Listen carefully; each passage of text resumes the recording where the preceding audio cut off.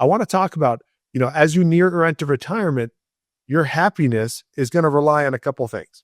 Happiness in retirement. Okay.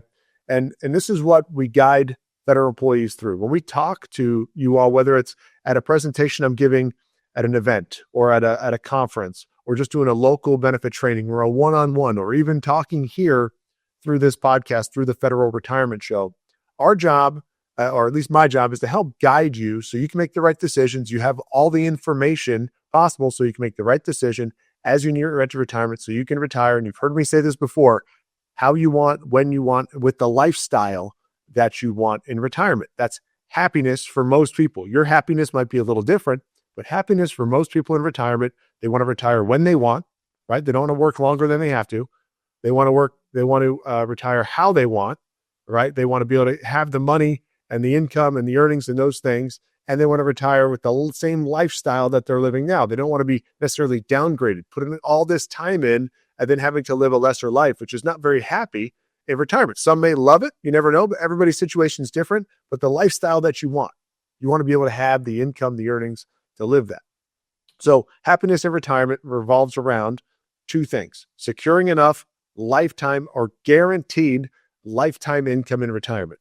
That's the living how you want and living the lifestyle that you want, having enough income, right? Can you do that when you want? Are you planning so you can retire when you want with the income, the guaranteed lifetime income that you need to retire how you want with the lifestyle you want? That is usually the biggest thing. Am I going to have enough money in retirement?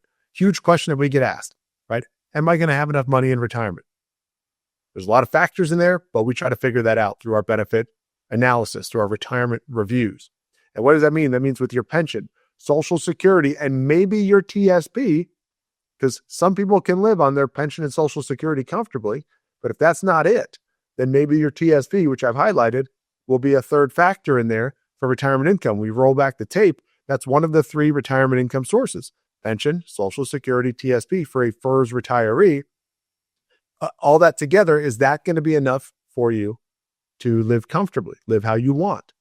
And then the second thing is, have you taken the risks off the table when it comes to retirement?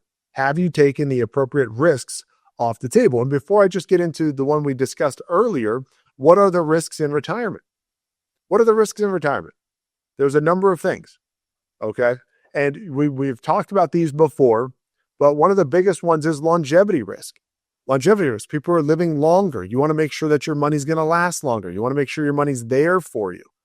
But the longer you live, the more likely you're going to see a lot of these other things, right? There's deflation risk. Now, people are like, well, we know inflation's bad, which is underneath that, right? Inflation's bad. The cost of goods go up. My dollar doesn't go as far. But when prices and things go down, that can also be a problem, right? Because prices can go down, but the market demand might not be as high, which can cause the economy to go low, right? Or businesses not to thrive because people aren't spending as much money. And that's where we saw that in the Great Depression, saw that in the Great Recession, 2008. Okay, that was a deflation risk. That can happen. Withdrawal rate risk. Am I going to be withdrawing money from my accounts in retirement? Not just TSP, but maybe other accounts. Is it going to last forever? What about sequence of returns risk? What if I'm taking too much of maybe market risk with my investments, but I'm also now drawing money out of that account? It could be a double whammy if things go down. I'll talk about that here in a second.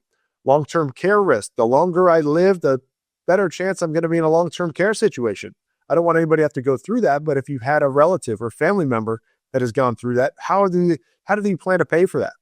Right? How do you plan to pay for it? What kind of solution do you have in place in case you're in a long-term care type situation? Obviously, there's risk of dying. The longer you live, I mean, you're just going to get less healthy. You're closer and closer to the end. Have you planned properly for that so you're not a burden on your loved ones? Taxation risk, which way? I ask this all the time when I give talks and lessons and briefings.